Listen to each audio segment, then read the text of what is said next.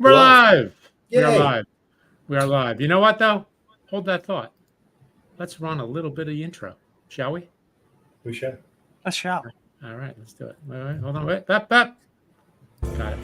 Welcome to What We Watch When We Drink, a Booze Dancing Entertainment Network podcast featuring lively discussions about movies, TV shows, and anything else that we're watching while we drink our favorite boozy beverages. If you enjoy this show, please subscribe on Apple, Spotify, Stitcher, Google, Audible, and anywhere else you get your podcasts. You can also find us on boozdancing.com, and if you have any questions, comments, show or drink suggestions, email us at boozdancing@gmail.com. We'd love to hear from you.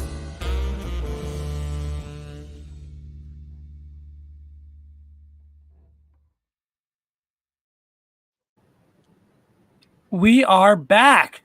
Hello, gentlemen. Hello. Good evening. Hello. This is Whiskey Wednesday again, isn't it? Whiskey Wednesday. Booze Dancing Entertainment Network is live. Welcome to What We Watch When We Drink, the live stream / podcast / epic show of our time. How's that? There you go. Sure. This is episode 52. I believe 52 is our number here now. That is correct. Want to remind everyone that this is live tonight. You can drop your comments in the comment section if you're watching on not Twitter, but on Facebook, YouTube, Instagram. And this will become a podcast in about a week or so that you can download. Don't want to forget to let everyone know to check out boozdancing.com for all the most timely reviews from my two cohorts here of beer and spirits and cleaning products. They'll review pretty much anything that comes in the mail. Any liquid will drink it, really. Any liquid at all. Well, you know what? I am Mr. Clean. You are Mr. Clean. I am Mr. Clean. And we're reviewing Mr. Clean next week, I believe. Yes. The cast strength version. How are we doing, guys? We doing okay? We're good. We're good. It might come to fisticuffs tonight, but we're good. We are stands. When We are Why stands. I oughta. I'm in my mash tub whirlpool. Why I oughta. oughta. I'm just kind of floating along in a mash tub. You know, it's funny. My eldest Is has it? been just doing like bad 30s movies. He's like, we should watch Angels with Dirty Faces. Goes, put them up. See, put them up. I'll show you Wow. what for. He's just going off. Little on Cagney going on. Nice. How old is you that? betcha. How old is he? Like 87? Who? Cagney or Your son. or number one Your son? son. Yeah, Your he's 19 going on 84. Yes. That's okay. That's all right. So he was with Cagney when Cagney was doing those first early Yeah. movies. See, yeah. He saw him in the theaters when it was just a talkie You betcha No, there, Buckaroo. You at the betcha. motion picture show, That's right. the moving nickel. picture show. A A nickel. That's right. You can see 3 shows. We doing okay? We ready to rock and roll here? I think so. It might We get are. bloody, but it's good. Yeah, we're good. All right. So Because We- Mike, we are love. Well, I won't say it. Go ahead, Aaron. I'm sorry. we are without guests tonight. I think we didn't have a guest last week, but we'll get back on the guest circuit here soon. So tonight we're just doing a one movie, and we're bringing out some old favorites to drink tonight to pass the time with our movie talk.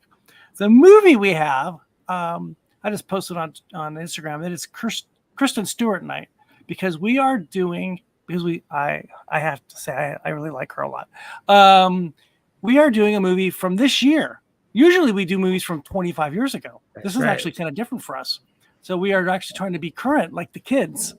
We have 2024's Love Lies Bleeding, which came out, I believe, earlier in the year. March correct? 10th, 2024 release. March 10th. So we're talking like almost 6 months ago. Not even. Not even.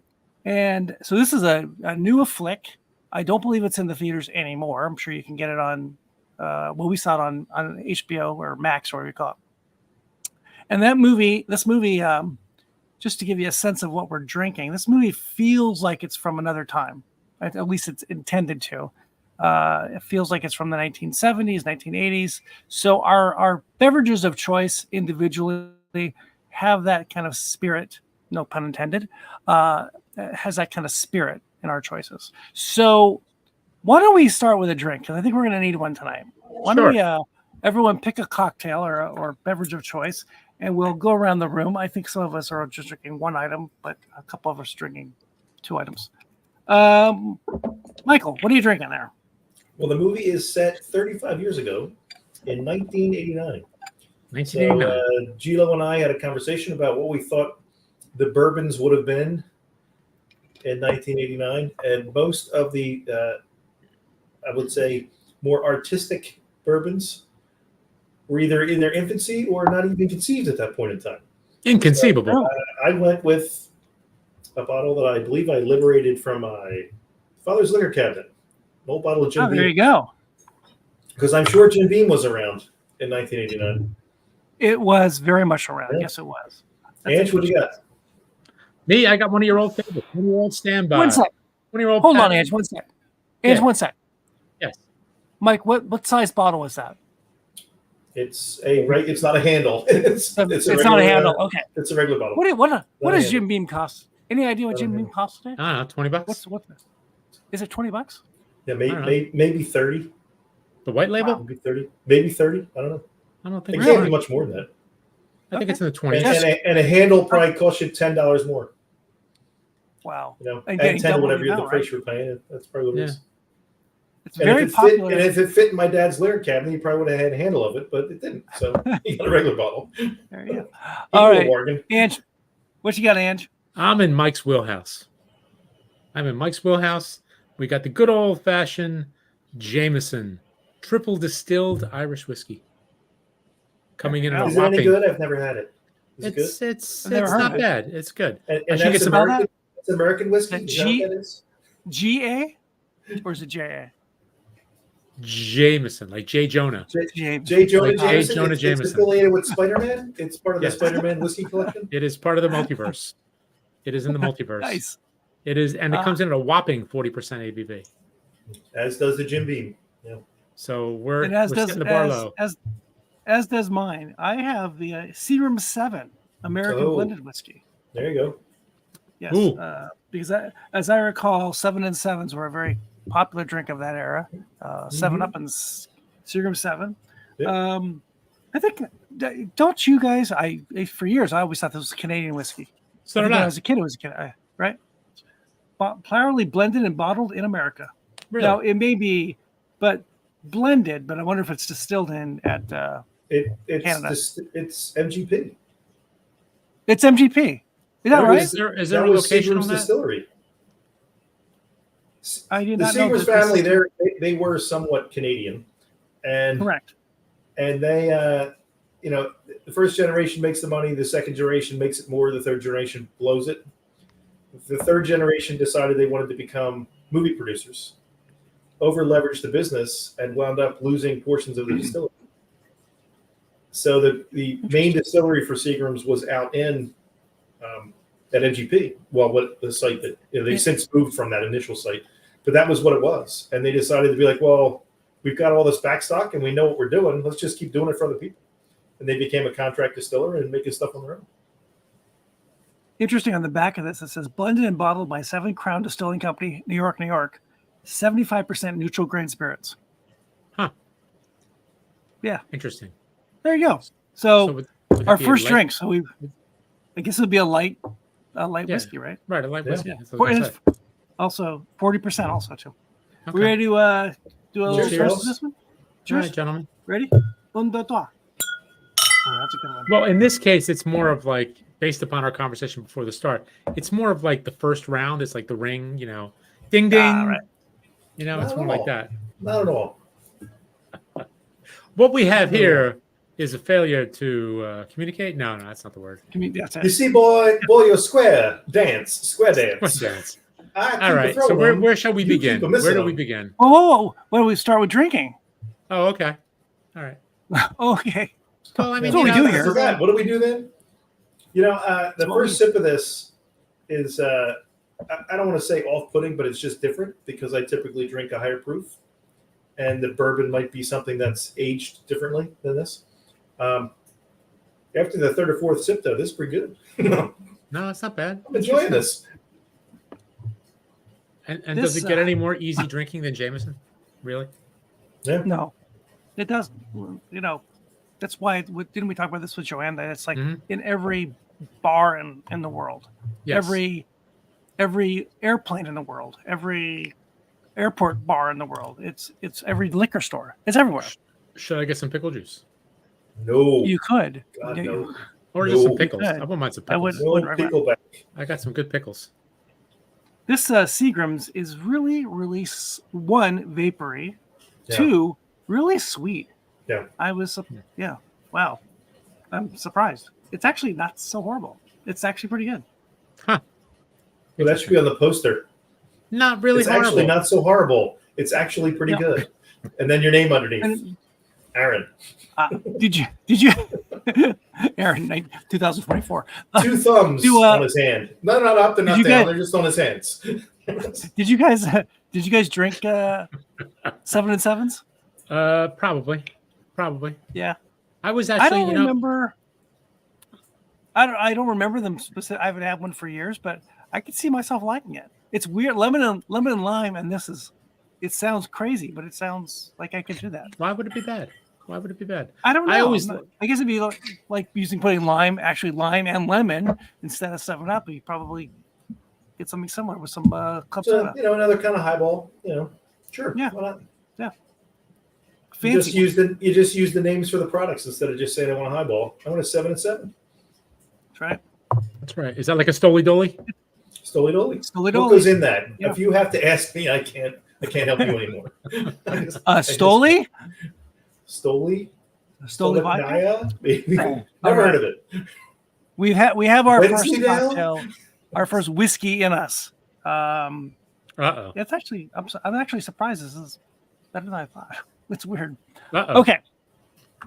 Love Lives Bleeding, 2024, on What We Watch When We Drink. This one with stars. Ange, why don't you give us the rundown from wherever you get the rundown from? The rundown factory. Where do we all get rundowns? IMDb.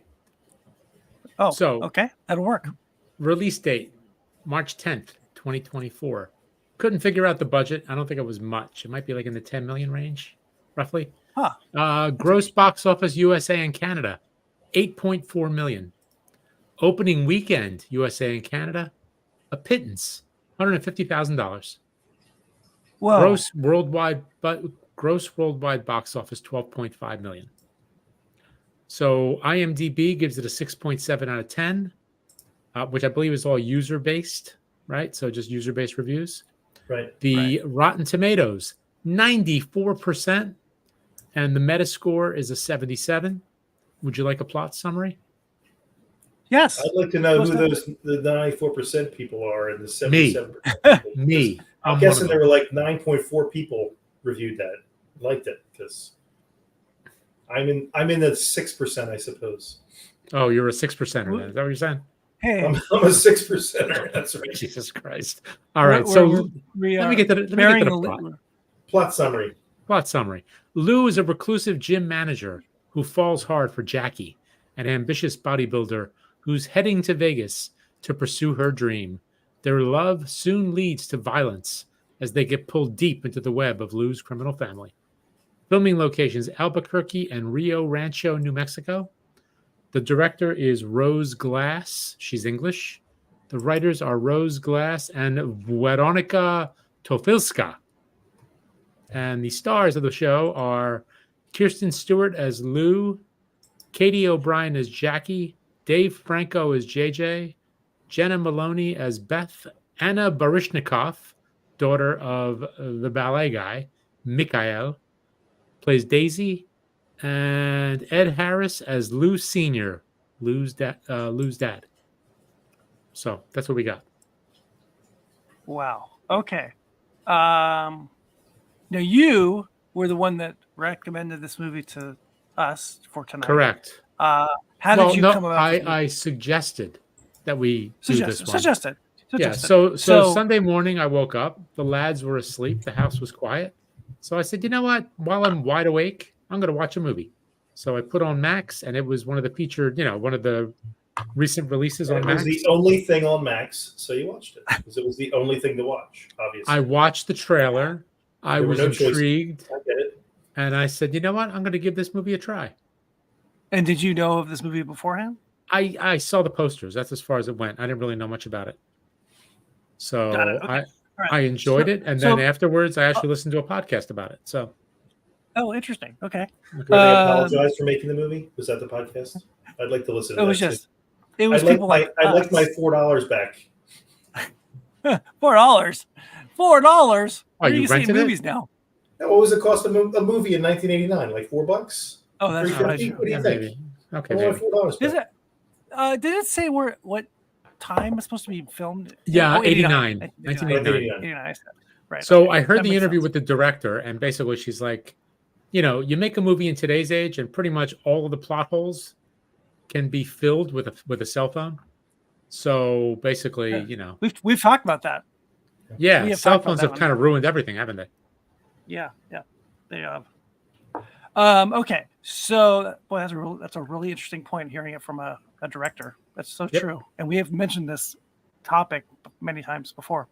Okay, so I guess to our audience, it would not be a shocker that two of the three people in this group, one loved this movie. Well, I would say liked this movie. I'm not sure I loved, and one did not like this movie. And I'm withholding my vote yet. So, Andrew, we'll start with you. Yes. Why did you? What was intriguing about the movie? Why did you? I assume you liked it. Yeah, I mean, this is my. Did you like it from? Did you like it from an entertainment standpoint, purely entertainment, or did you feel like it was some deeper meaning, or it was great filmmaking? What was the? I liked everything about it. I liked the look. I liked the feel of it, the mood. It was like all those movies we watched during the 80s, like Body Heat. Yes. Or it was that. It had all these little things.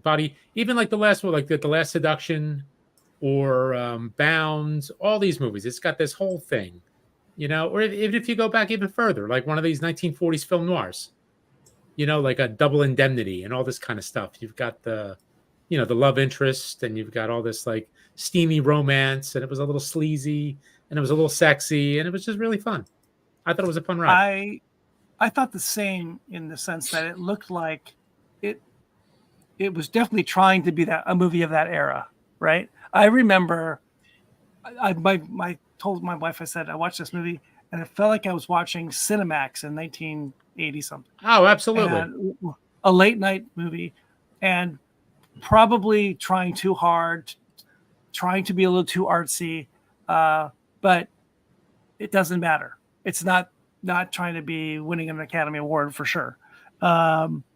It really had that feel to it, of that strange era of movie making, where some really big movie makers were making movies of that genre. I'm not sure what genre you call this. But. You know what I like too about it? They just throw you right into it immediately. You're introduced to everybody. You get a really good feel with just that opening shot of the gym. It's dark, it's moody, it's kind of like kind of a little fuzzy. They just kind of do like that little vignettes of what's going on in the gym, everybody working out, all the motivational signs that are all over the gym. And it's like a dirty, filthy gym in the late 80s in the middle of the desert. Not that I've ever been to a dirty, filthy gym in the middle of the desert, but it had that feel. The desert thing is such it's almost a stereotype.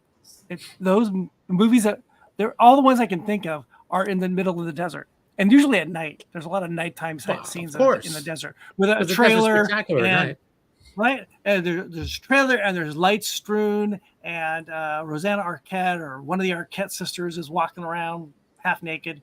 That seems like a movie, right? Sure. And some guy with there's always an old truck. Yes, there's an old truck, and absolutely. They're cliche for a reason, because that's what a lot of life is in the desert, right? There's probably drugs and there's alcohol, and it's sort of cliche, but it's so true. Okay, so you just and by the way, entertaining. I don't think I don't think it tried hard at all. It felt pretty effortless to me. I mean, okay, the ending was a little off the wall, but I thought it was just fun. It was just ludicrous and fun. Okay, Michael. Now you seem to have a differing opinion, which I should say, We believe at Booze Dancing that that the world is made of many opinions. This is what I get sent to the green room. Not just mine. Just mine. Nice turn your subject. Stylistically, I think it did a very nice job of capturing the late 80s. I did not think that the story was as good as any of the movies that you just mentioned. And at one point, I think it got too hallucinogenic in various aspects of it. That it just got to be too like, I don't know what's going on here. Without giving away too much, it became a trip to the desert with She-Hulk, and I'm not exactly sure when that happened. That was insane. I'll admit that was insane. It's like a time traveling Ben Franklin and She-Hulk, and I'm not sure what went wrong there. What I thought was interesting is Jena Malone, who is Ed Harris's daughter in this, was actually Ed Harris's daughter in another movie called Stepmom when she was a young girl. Right. And I think it's amusing that now she's not a young girl and she's now his daughter still. But they wonder, like, that is interesting. We're looking for somebody to play Ed Harris's daughter. Who should it be? Who should it be? Who should it be? Hey, you know what? We got somebody. I have experience. I've played his daughter before. Hey, Aaron, question for you. Really, yes, Dave Franco is James Franco's brother? Yes. Yeah, I think Yes. So right, do the Franco brothers, are they working on like a little, what do you want to call it? Monopolizing the sleazy guy like roles? Because they're both pretty good at it. It's a niche. James has his issues, as we may or may not know. He has some problems, right? So interestingly, we always like digging into the cast. Dave Franco is married to Alison Brie. Yep.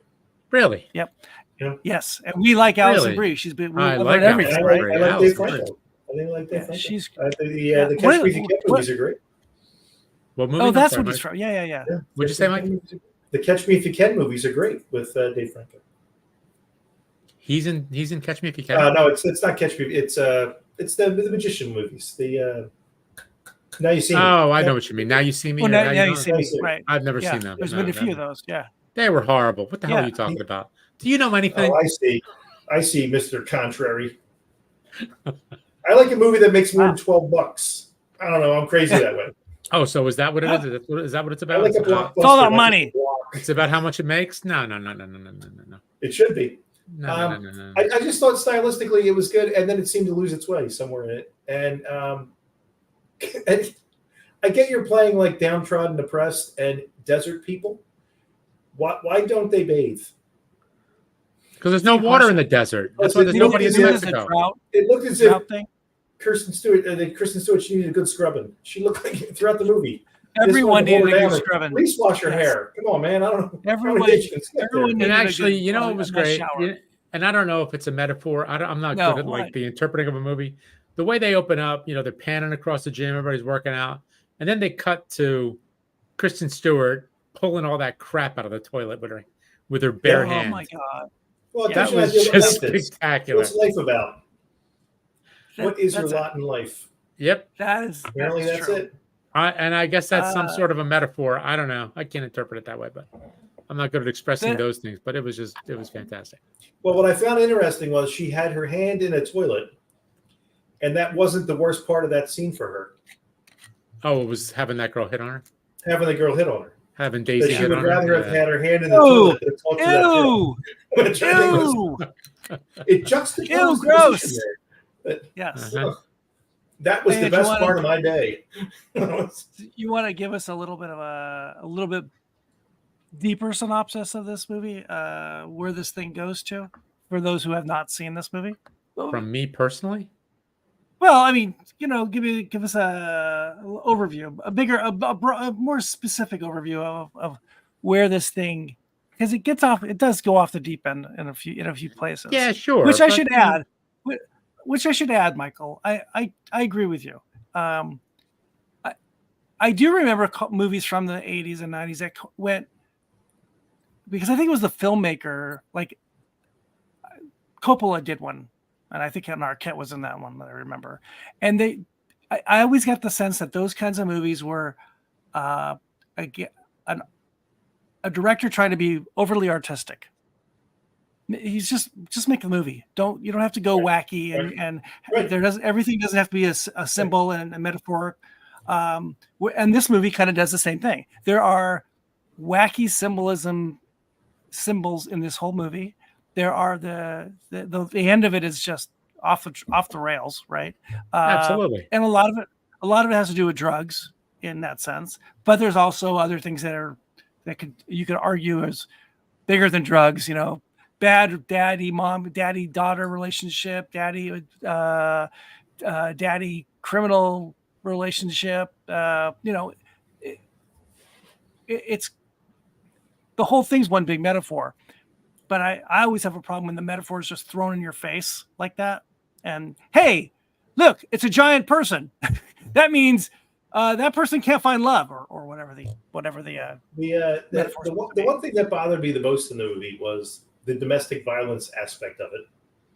Yeah, that was a little tough. And then there's a movie Bucket List. It's Jack Nicholson and Morgan Freeman. And in the movie, Jack Nicholson plays like a captain of industry kind of guy who has a daughter, and she gets married, and the guy hits her. And the first time, he lets the daughter handle it. And the second time, he handles it, and the daughter never sees the guy again. He doesn't kill the guy. He just never sees the guy again. And the daughter is now estranged from him because she drove her love away.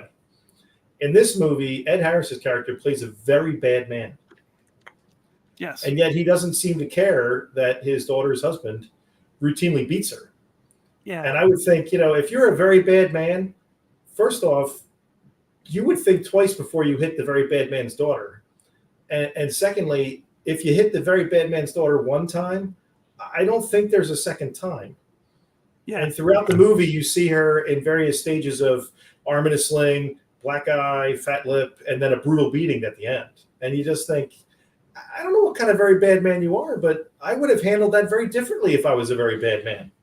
I just thought that was odd. As I get older, I like seeing that kind of stuff on screen less. I like seeing it less. That and violence with animals. I don't want to see that. Of course, children, but it's interesting in this day and age, that's still a thing that's portrayed on. Now, granted, he doesn't come away a happy camper from all of it at the end, but right. So someone puts a stop to it. He pays a big price. I just don't like seeing the violence. I'm with you. I don't like seeing the violence either. Yeah, it just seemed odd that you're trying to portray Ed Harris's character in a certain light, and yet he. Well, I don't think he wasn't portrayed in any sympathetic way, in any stretch. I mean, he's a scumbag through and through. Right, and my point being, like this guy, I would imagine he wouldn't hesitate the value of a life. He wouldn't hesitate to get rid of that guy in a heartbeat if he truly cared for his family. Yeah. And maybe that's what you take away from it is that he didn't care about anybody. Right? I mean, they allude to the fact that he got rid of his first wife. Right. That he probably killed her. No, she left 12 years ago. She just left. She left. Yeah. Which it would have been nice to find some resolution to that. If mom was, where's mom? Well, she might have been one of those bodies at the bottom of the ravine or the gut or whatever. True. Yeah, the other thing or was it the sequel that we're waiting for? The other thing I thought was odd was at the very end when the agents come to visit her, and they basically tell her that the son-in-law was one of their informants, and you think, all right, Ed Harris, you're supposed to be this very bad guy, and you don't kill your son-in-law for beating your daughter. And you don't even realize your son-in-law is ratting you out to the feds. Like you're not a very good bad guy. There's just something wrong with you. And he's got cops on the payroll. At the very least, you'd have been like, you know what? I'm not going to kill you for my daughter, but I got to kill you for a different reason. Mike, it was a different time. It was 1989. It was a different time, different place. We grew up watching The Godfather. Right. What happened to? To Carlo. What happened to Carlo? True. It's small time criminal or a small town in the middle of nowhere, thinks he can get away with everything, and doesn't pick up all the loose pieces. Well, given his age, I'd say he gets away with a lot for a long time. Well, he has. Correct. You know what I found interesting is he runs a gun club, and he's a gun runner. Yes. And that's got to be a perfect cover because I could order as many guns as I wanted to sell and just tell I sold them all and just send them somewhere else. That was ingenious, I thought. Who owns does Kristen Stewart own that gym? No, the dad owns the gym, and I guess she runs it. It seems like the dad owns the town. Got it, because it's called Louville. Yeah. Wasn't it called, right, the place? Yeah. And her name's Lou. Yeah. He's trying to buy her and love. His name's Lou. His name's Lou, too? Yeah, he's Lou Sr. Is he? Lou Sr. Oh, he is Lou Sr. Okay. Yeah, you're right. Yeah, it's funny. A lot of Lou's. Lou. That's a Lulu. Yep. Quite the Lulu. So we didn't talk about. Well, let's talk about these. When do we stop here? Let's get another drink. Or you guys have the same drink, right? Okay. Well, I'm getting a different drink. I'm going a different drink. Maybe he had a different movie too. Quiet, you. Just drink. Drink up. Drink up. What's your other role of both Statler and Waldorf sitting in the balcony of the Muppet Show? What's your second drink? I got some Johnny Walker Black. I'm going classic. Johnny Walker Black. You're classic. Johnny Walker Black. Wow, you are classy. I got a mini. And Mike, you're still on the beam? Still working the beam. All right. Are you? The balance beam? I am also working the balance beam. I'm about to dismount. It is the Olympics. It is the Olympics. That's perfect. The Olympics you are the Gabby. You are the Gabby. I'm the Gabby Hayes of the balance beam. Gabby Hayes of the balance beam. I'm the Gabby Hayes. That reference is for the three of us, and maybe even two of us. Yeah, I don't know who Gabby Hayes is. There you go. It's for the two of us. Western guy in every movie that was ever made. Oh, okay. Gabby Hayes. He played a prospector. He played the drunk in the bar, whatever. Ooh, Southern Comfort. I have Southern Comfort. The original. SoCo. It says the original. SoCo in the house. Established in 1874. This is an old brand. Yeah. 1874. I actually don't like this label. I remember the old one that had the riverboat on the Mississippi. Paddle wheel. Yeah, I missed that one. 35% alcohol. It's not even really. It says spirit whiskey with natural flavors and caramel color. Spirit whiskey. It's a cocktail in a glass. It is. It's a cocktail in a glass produced by those fine folks at Sazerac. There you go. And I used to drink a lot of this back in the day. This has had a resurgence with people like Andre. That's true. You know, Mr. Darlington went and found that this sat in a lot of people's bars and wasn't used, and it's great in cocktails. It's supposed to be orange. Was it supposed to be orange? Wasn't that the primary flavor in it? I believe it's orange. Orange, a little bit of cherry. There's a lot of orange in this. Yeah. Well, I'm sure it's all very natural. Sure. Those guys at Sazerac, they're not messing around. God, I literally remember drinking bottles of size. Okay. With friends in a night, a whole bottle. Maybe. That explains a lot. Well, it does explain. And with Coke. Yeah. Okay, back to this movie. He had his Steelers helmet on with the two sides and just kept pouring it in. And okay. Sorry, I took my first sip of this. All right, back to this movie. You know what I also like about it? Wait a minute. Go ahead. This is like syrup. Yeah. Can you put this it is like pancakes. You're gonna put it in French toast? It's not that thick, but it's syrup like flavor. What if you just put it in a pan and reduce it by half, and put it on your that would work. French toast? I would actually do that. I would do that because I think the flavor, and maybe you could add a little maple to it. But it's syrup like. I'm sorry. Let's get back to that movie. That's okay. You know what I liked about it too. Even the way that they set it up in the beginning, like we were talking about the cleaning out the toilet and how she was kind of repulsed by Daisy, and how cleaning the toilet was better than hanging with Daisy. Yep. But then when she's just sitting at the counter, and Jackie walks in and she's checking her out, and she's just totally locked in on her. And they were completely unapologetic about it. I mean, it's 1989. I'm not sure how accepted a lesbian relationship is in 1989, especially in New Mexico. I don't Probably know. not much. Yeah. But it was very matter of fact. They didn't really make a big deal out of it, which was kind of cool in a way. So maybe it was accepted. It's not like anybody was harassing anybody about it, you know? Well, and maybe people didn't harass her because they knew who her dad was. Well, that's true.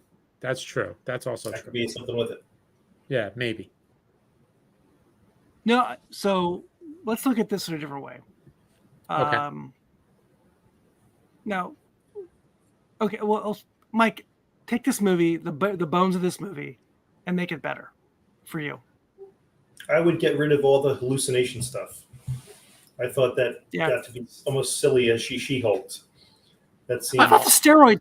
Let me add to that. I think this. Yeah, I agree with you. I think that seemed too much. Back to that. It's back to that metaphorical stuff from the director, and just be more upfront with what you're trying to say. I thought the steroid thing was interesting, and maybe a little bit unnecessary. Yeah, but it was realistic though at the time. It was realistic at the time. Yeah. But no, not that it wasn't going on. I just don't know that it would have that real hallucinogenic effect and turn her into She-Hulk at various points. Yes, I think. I think you could have crafted this like Bound and some of the other ones as a better caper movie, where the whole point of this is to get out of town in some way. Well, and you're leaving town now with nothing at the end, instead of leaving town with all of Dad's money or something. Like they could have done something a little, I don't know, more switcheroo in my mind to go and do something different. The murder aspect of it, I think is good. I mean, and that I get. You know, the steroids are going to make you impulsive. It's going to make you angrier. It's going to give you maybe outbursts. So when it happens, that makes sense. But then after that, there should have been like, okay, now we're going to do the switcheroo thing, and we're going to walk away with a big pile of jack. You know, we're going to the bank and taking everything. Instead of, I'm going to be 60 feet tall and pick up Ed Harris. There were times I thought Ed Harris, he's like Colonel Kurtz at times, right? And maybe there's a little of that going on where he's like this larger than life guy who owns this town and has his whole thing is buried at the bottom of the earth, and he's got this whole underworld character and underworld life. It almost made him.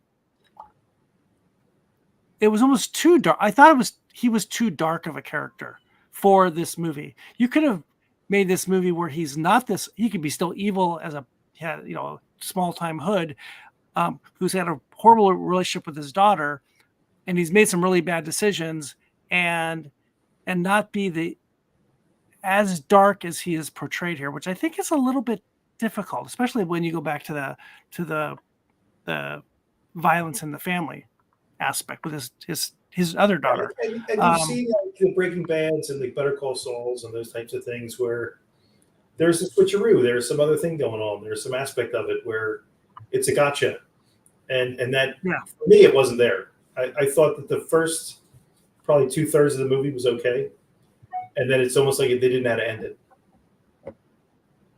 It's interesting when you get a gotcha, like the gotcha at the end of this. I don't know if it's a gotcha. What was that movie? What was that show we were watching on Apple? Sugar. Sugar. Yeah, Sugar. Yeah. Sugar. What's his name? Irish guy. Colin Farrell. Actor. Colin Farrell. Yeah. And you find out that his people are from another planet, and in 2024 Hollywood. It just kind of throws you for the loop. It doesn't make sense.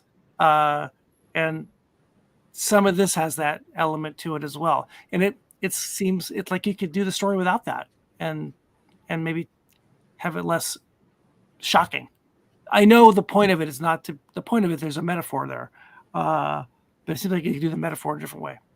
Hey, I just thought it was fun. I don't know. I rolled with it. I like the character. I didn't really care where it was going. Yeah. No. I didn't like it. It was weird. What if they rode out on a unicorn?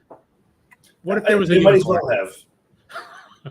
There's no unicorns in the desert. How about a Pegasus, a flying horse? That would have been good. Only if it's a burro, a mule. If Benedict Cumberbatch opened a portal and she became the new She-Hulk. Sure, that would be great. It just seemed as if it was trying to do too much stylistic things. I see your point. and not ending the movie. You have been very eloquent in your point, but for me, I didn't care. I like the No, it was characters. fine. It was I fine. like the way it was done. I thought it was just fun. It was a little fun. over the top, but so what? That's what these movies are like. You owe me 1 hour and 44 minutes of my life, but it's fine. No, it sounds like I owe you 20 minutes because you didn't mind the first hour. You owe me, let's see, That's the true. last third of the movie. You owe me about 32 minutes. That's fine. I'll make you a pizza. Okay, will that make you happy? Give me some of those tomatoes. I'll make you a pizza. Jesus Christ! 32 minutes, maybe 30. Jesus, Mary and Joseph. I was intrigued because it's Kristen Stewart. I like her a lot. I thought she was great. She was really good. She was really good, and I think the individual. The unfortunate thing for me with her is I think she plays that same character a lot. She does. Yes. And I'd like to see her play something else. She plays that character very well. Yeah. But I'd like to see her play something else. Yeah. Where she's not like the sad, downtrodden, well, she's done person. comedy, hasn't she? Do something else. She's done a couple. I think she has a couple comedies. Yeah. Didn't she do one with Dan Levy, where she? Well, I think that's right. She did a movie where she brings him home for Christmas. Yeah. But right, I didn't see it. Yeah, but I think she seems like she really could do comedy great. She seems like in interviews I hear her, she sounds funny. She's definitely this artsy side of her that wants to do this kind of thing too. Whether it's something violent or something sexual, she definitely has a bent towards the artsy side of things. And we talked about this before.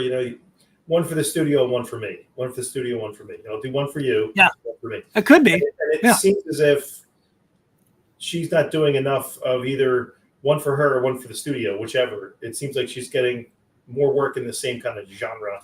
I think this was independently financed. Well, the problem is she'll age out of it. And that's the kind of thing where, like, you're going to have a very short career if you can't, turn this different direction. Didn't I see this was independently financed? A24 did it. I'm sorry. A24.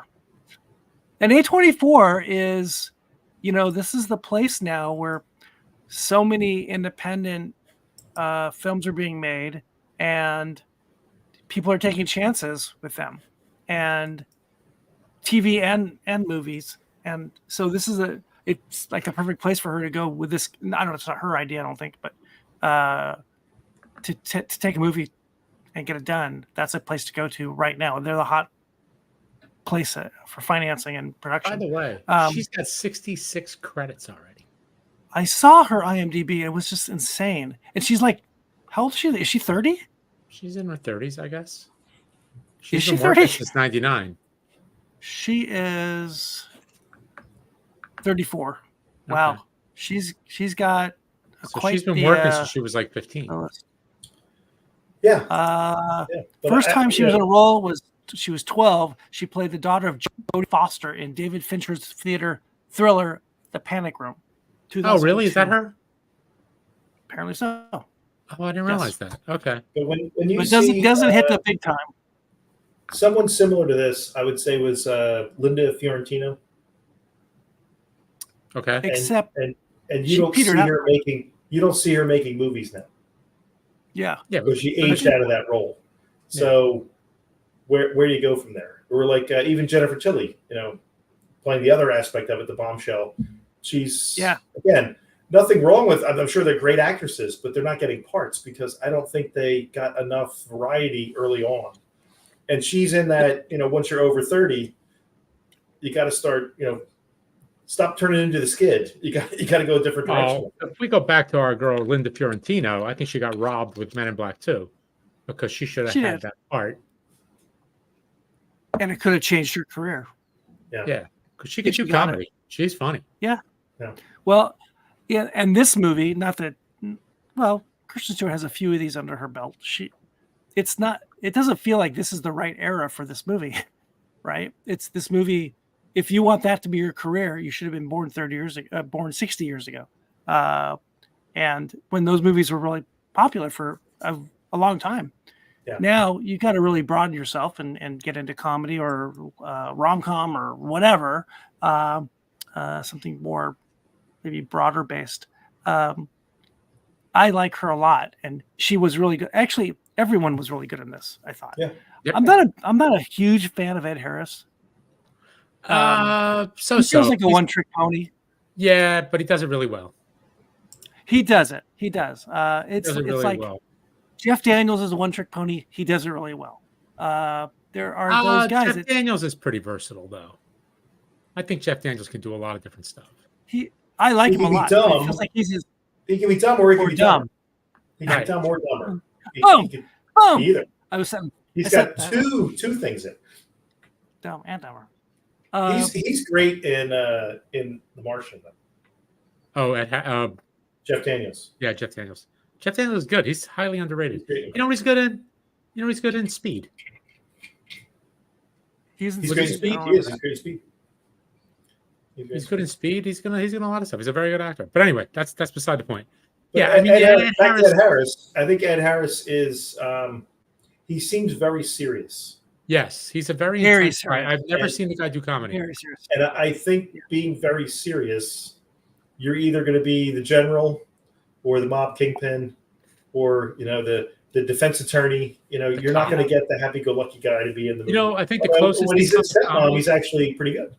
The closest he's come to comedy is maybe like The Firm as one of the FBI guys, where he's just exasperated with Tom Cruise. Yeah.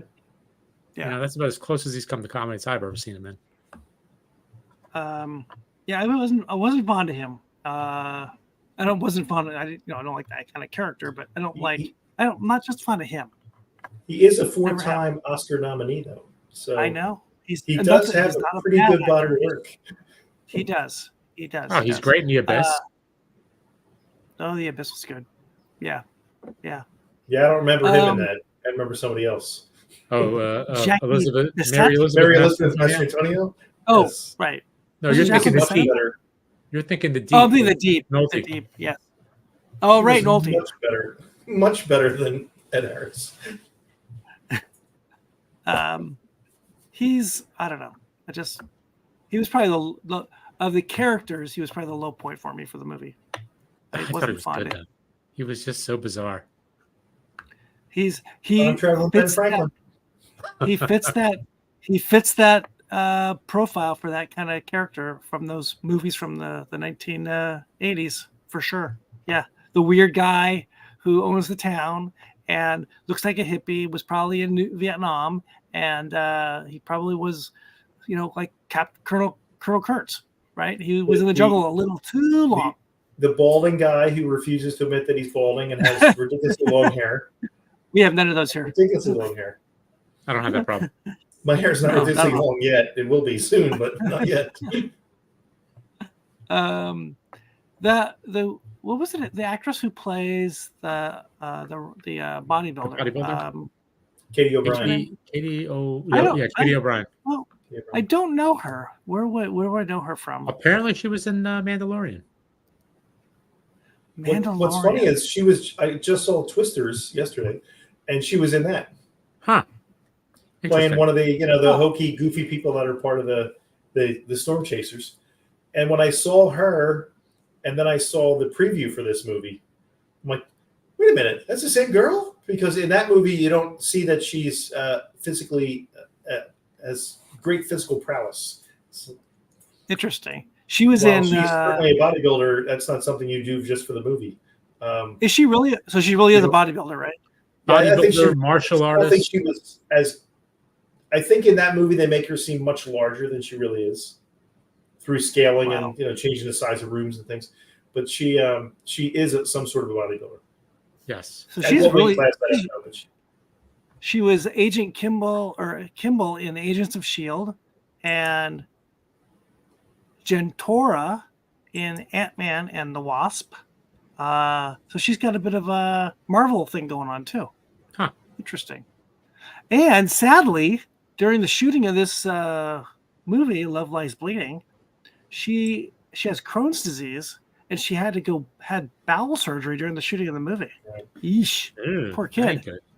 Yeah, that's not good. No. She's 35 from Indianapolis, and she is a martial artist. She's actually a martial artist. Wow. She will hurt you. Interesting. She looked like many ways. Many ways. Wow. She was amazingly fit person. Yes. Now, by the way, there was Anna. Yeah, go ahead.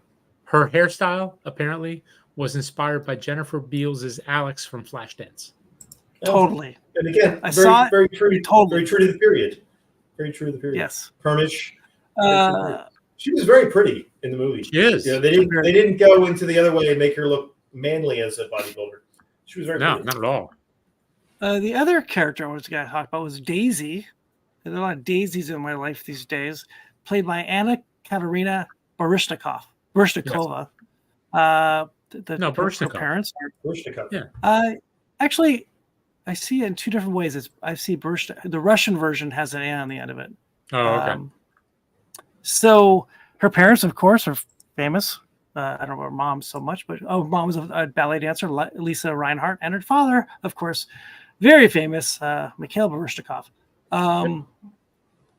She and her half sister is Jessica Lange's daughter.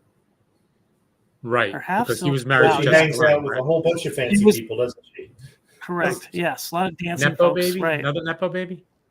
A lot of Nepo babies here. Yeah. Hey, If how you get many the job, people have you met where Nepo babies and they can't get it done? She's a good actress. She was good in this. Yes. Yes. I would She actually starred- see her in something else, just to see what She she's starred really as Lavinia Dixon in the series Dickinson. like. Oh, So she played. That was on. Where was that on? That was on the Apple. Oh, it's Apple. That's right, Yeah. Apple. So she's got a background too. It's a really interesting cast. Did we talk about everybody here? I think we did. well, and Dave Franco. Dave Franco. We talked about him earlier a bit. He's got an interesting, fun background too. A lot of voiceover stuff, cartoons, things like that. So those are the main folks. So I guess we could go to the what did we think about this movie? I think we kind of know. And give us your last synopsis of this thing. How'd you feel about it? Again, How did I feel about it? why? Yeah. I just thought it was just a fun ride. It was like a pulp movie. It was neo noir. It was like part graphic novel, whatever. Come to life. Yeah, it was a little ridiculous at times, but so what? I like the characters. I like the actors. So they sold it to me. I liked it from start to finish. I thought it moved pretty quick. There wasn't a whole lot of waste. It was pretty efficient. Okay, come back to that. It's under 2 hours. Michael, it was under 2 I hours. thought it would be more stylistically like Jade or Bound, which the ending of those movies is much better than the ending of this movie. Jade? Was Jade any good? I don't remember that one. I know Linda Fiorentino's in it. Yeah, I thought that was good. Yeah, I'll have to go back to that one. There's again some switcheroo kind of things in that. Well, Bound is good fun. And again, they were like this movie. They were brief. They were reasonably well paced. I just thought the ending of this left a little bit desired. And the one aspect I didn't really believe was that some guy who doesn't hesitate to kill people wouldn't have whacked the son-in-law much earlier in the son-in-law's life. Yeah, but who knows? Maybe the son-in-law played a bigger part in the business because he worked at the gun place. You know what? I could find another person to play a big part in the business that didn't hit my daughter. Maybe. Who knows? Who knows? Yeah, I don't get that maybe the either. son-in-law would have a hook for a hand because I get it. Something happened here. I'm not saying you're wrong, but they didn't really delve too deep into that relationship. So yeah, I think there could have been less done with that character being that person, and maybe more done with the character being a rat. Those kinds of things, I wonder how much doesn't get put in the movie. Maybe that was fleshed out. There could have been something that was, and for time, that was left off. You didn't go on that angle. Yeah, totally. Oddly enough, Angie, you said you thought it went pretty quick. I thought it went pretty slow. At the very beginning, I thought it was slow. First 20 minutes was very slow. I have a new Apple TV and I could not figure out how to make the thing go forward. So I wanted to make it go faster because it's killing me. Am I going to get through all this? Apparently, I wish it was faster. Aaron needs a few minutes back too at the end. In the beginning. I don't know. I like what you said about that, the way it started. I like the way it's set, but I just thought it was slow. Slow. Someone saw that. I saw a review of it. A very slow burn. It was a slow burn. I had a problem too with the whole drug thing and the domestic violence, or whatever you call it, domestic violence. I didn't think it was a great movie. It was entertaining. It probably would not have been my, if I was coming across it, because of Kristen Stewart, I probably would watch it. And then if I saw it coming up like you saw it on the HBO. Well, to be fair. Come on, Aaron. I'm quoting your show, and you're not coming with. I know. To be fair. Yeah, to be fair. Letterkenny. Yes. To be fair. No, I never really watched much with Kristen Stewart. I kind of like to go back and watch The Girlfriend Experience because I know she's in that. Yeah. And I like the show. What's interesting is she's in the movie The Girlfriend Experience, and then Riley Keough is in season 1 of The Girlfriend Experience, and they're very similar to me. They are very similar. They look kind of similar. I think they're both really good actresses, and they both have a similar kind of range.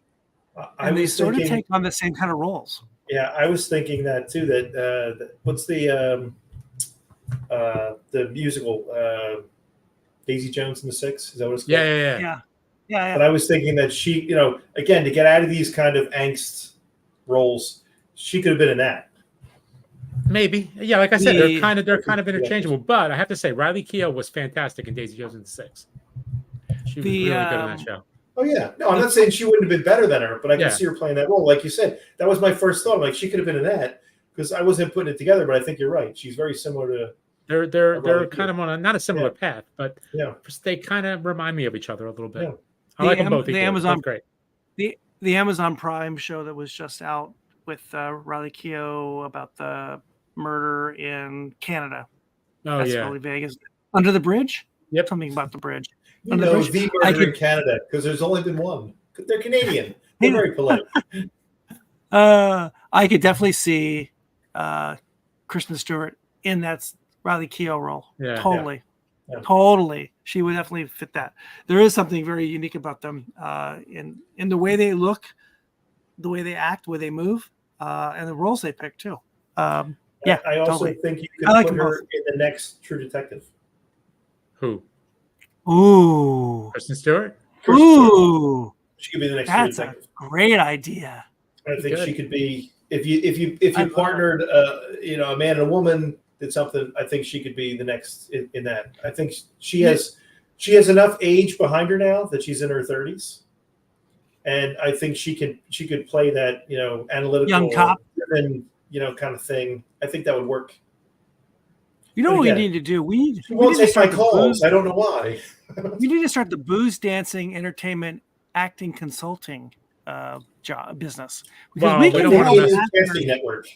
We can help those folks pick better roles. Different roles. Or we could kill a large number of series. One or the other. And a large number of acting careers. Maybe. I also think if they did an Ocean's 9, she could fit that too. She could certainly play one of the characters in that. Yes, totally. Again, I don't think she has to keep playing this same kind of character. I think she can play I haven't seen her in much, so I don't know what else she's played. There was that vampire thing she was in. She was in that small I'm not watching that. 6 or 7 but movie. Interestingly enough, speaking of Twilight, who's the other star in Twilight? The Robert Pattinson? Robert Pattinson. Yeah. So Saturday night, I didn't make it through, but I do like the movie. We had the Batman on. Yeah. Which he's really good in. Yeah. But I was a little tired, so I passed out. Is he Batman? Is he the Batman? He's really good. He's Alfred, right? He's Alfred.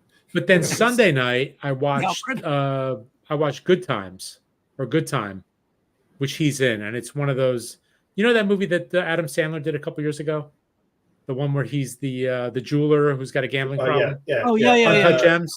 Uncut Gems. So the same guys that did that, the Safdie brothers, did this movie Good Time, and Robert Pattinson or Robert Patterson, whatever his name is it Patterson or Pattinson? Pattinson. He's the lead in it. Yeah. He's the lead in this movie. He's really, really good. Yeah. It's a really edgy kind of, crime movie in New York. So I watched that on Tuesday night. So I was like, all right. So the Kristen Stewart in the morning, I watched her movie. Then I watched Robert Pattinson at night in the other movie. They're both you had really, a whole really vampire good. day. But no vampires. None of that Twilight crap. I'm not. I know. I refuse. And that's what you miss out on. That you should watch those as well. The first one is actually really good. First one's actually really good. Because the only reason those things succeed is because the acting is really good. Okay. Yeah. They're like Marvel characters that you take these great actors and they are all in. They honestly are these characters. They believe like what they're saying is absolutely true. And the movies themselves are very good. The Harry Potter movies, I think, are very good because of the way they're acted. I don't remember the second one. Those movies are very good as well. You definitely see the Potter stuff is a good example. When those first movies of all these things, they're kids. They really are kids, and they're learning. The second and third ones, I don't remember the Twilight ones so well, but you see a growth in these kids. You really see them become actors, and I vaguely remember the second Twilight, and she and Pattinson become. You can see the growth in them, and you can see that they're going to be really good actors in their life.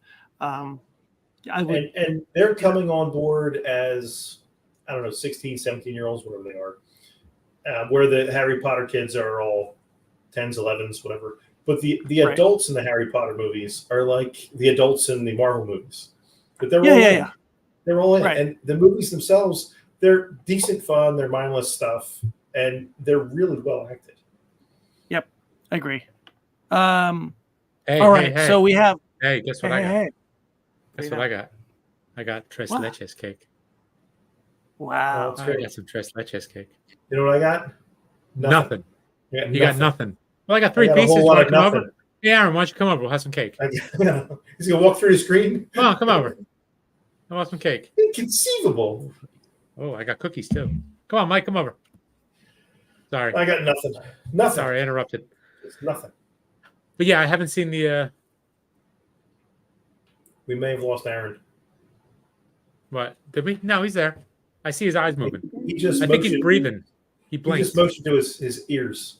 Did he? I'm not sure. He can't hear us? Oh, he can't hear us. Oh, no. It's a shame. He can't hear anything. He's got nothing. He can't hear anything. Maybe he's got to unplug. We should just move our lips and pretend like we're talking. And make it even worse. I don't know. What's he doing? What's he trying to do? Can he unplug? Replug? So, he's smiling. He didn't. I was just bad mouthing the movie beforehand because it's fun. Because you picked it out, and I like to make fun of you.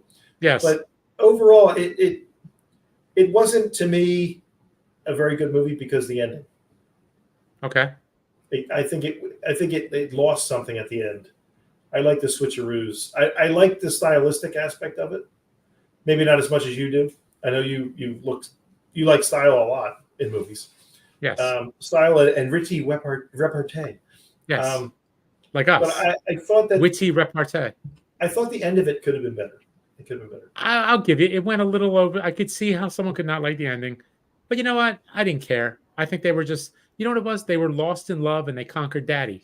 So but the thing to me, like they're lost in love, and she should have been plotting for when I get the great love, this is the great escape.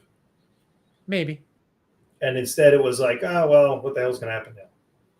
Well, but wait. To be fair, in their defense, settle down. They did have a couple. Settle down. They did have a couple of bodies to get rid of. So that kind of throws things for a loop here. No, that's true. And they weren't exactly master criminals. No. You know, we still can't hear Aaron. She was. He's still just gibbering and jabbering. We can't hear her. What are you saying? It seems like maybe she was a master criminal. It seems like she was a little more involved in the father's enterprise than maybe you're initially led to believe. Do we hear him yet? Wait, do we hear you now? Can you hear me now? I can hear you now. He's back. Oh, he's back. Oh, I thought we were technical difficulty. To be fair. Sorry. To be fair. Pitter patter. All right. Well, let's put a bow on this one and let's give it a final rating. Final rating. Oh, we don't do that. We don't do ratings. Let's do it anyway. I love my Seagram's 7. Oh, you meant the not movie. the booze. We know what the booze is. What about what final rating up? What about the Southern Comfort? The Southern Comfort's not what I remember it for sure. I don't remember the last time I had it, but it's not what I remember from 30 years ago. So is it something you drink straight? I don't think I would drink it straight today. I wonder if it'd be different on ice. I would not. I did. Yeah, but then I drank it straight or with Coke, which is weird because Coke is so sweet. and this is so sweet, but Oh, didn't yeah, that was someone a big thing. didn't- SoCo was a SoCo big and thing. cola. Didn't we read? Southern Didn't Comfort we and read? SoCos? I thought Chuck Cowdery. Someone had an article that because it wasn't always Sazerac, right? It was another company that owned them. Sazerac bought the brand, and it's not the same formula that it was. Formula's different. Yeah. They've changed it, yeah. So, I would give it a thumbs down as a straight drink, and I'd have to experiment with as a mixed drink. And the Seagram's was actually better than I expected. Yeah. It was actually, better than I expected. I have a bottle of Seagram's under the house with a 1967 tax stamp. Yeah. Ooh, that's gotta be worth something. It's not worth something, but it's worth, instead of the $7 someone paid, it might be worth $12 now. There you go. That's but more. At some point in time, as both Angelo and I are born the same year, at some point in time we'll have to crack that open and see whether it's actually worth anything. Sure. That'll be interesting. Yeah. Sure. It hasn't gotten any better in the bottle. It doesn't age, but Was it a screw top? Had to be a screw top. Yeah. Screw top. Yeah. So it's got the factory seal still on it. Do we like our Jim Beam? Jim Beam, it's growing on me. It's the first sip or two I was a little put off because it doesn't taste like bourbon I would normally drink. Yeah. But after the first couple sips, you go, it's pretty good. There you go. And the Jameson? Oh, I mean, Jameson's solid. It's a B. There you go. It's a How solid dare B. you, sir? How dare you? It's funny. It's a B. So is the Johnny Walker Black. That's it's a B. At least an A++. Solid. 2 Bs. The black is very solid. 2 Bs or not 2 Bs? That's right. Okay. What we watch, when we drink, live stream podcast with a 1980s motif tonight. Yeah, feel to it. Yeah. Right. Yep. We watched Love Lies Bleeding with Kristen Stewart. I keep wanting to say Kristen Stewart. Thumbs up, thumbs down on this movie, boys. Big thumbs up. I'd be not recommend. I would not tell people to go see it. I wouldn't tell people not to go see it. I would not tell people to go see it. I would say go see it for the cast. Don't see it for the movie. I would say. So stay for the characters. Don't stay for the ending. I'd be like that. Yeah. I would not be that. Yeah. I would not be that. I give it a big thumbs up. It's sleazy. It's sexy. It's fun. It's pulpy. It's noir-y. It's just fun. Not funny. You know what? Fun. It's just like you in all the good ways. Sleazy, sexy. Sure. Yes. All of those. Sexy sleaze. That's what they call me. The one thing that I will say, I would like to see more of Katy O'Brien. You will. I think you will. I thought she was out of the movie because I didn't know she's an unknown commodity. I did not know her at all. I'd really like to see her again. And I saw her in Twisters. She plays a part of a group of storm chasers, and she was good in it, but I didn't know who that was. It was just one of the people in the crowd. Where I'd like to see her in another movie with a bigger role and see what happens. Again, if they made an Ocean's 9, put both of them in there, they could both play some kind of role. Really good individual acting roles here. Yep. Great. Okay, this will be out on a podcast next week, probably-ish, maybe.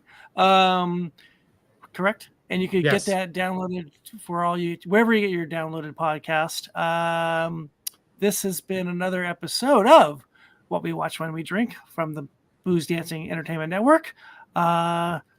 We thank you for tuning in again, and we hope you'll come back next time, which will probably be in a couple weeks. Cheers, boys. We done? Cheers. We are done. And we have a little closing credit. Yes, we do. Have a good night, everybody. Cheers, folks.